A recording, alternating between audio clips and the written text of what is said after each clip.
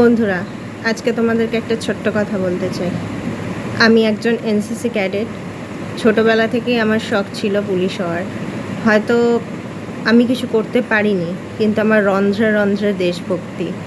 ঠিক আছে, যারা এনসিসি করেছো তারা নিশ্চয়ই জানো যে এই ট্রেনিংটা আর্মির ট্রেনিংয়ের সমান। প্রত্যেক ক্যাডেটকে প্রত্যেক রন্ধ্রে রন্ধ্রে শিরায় শিরায় দেশভক্তি ভরিয়ে তোলে এই এনসিসি ট্রেনিং।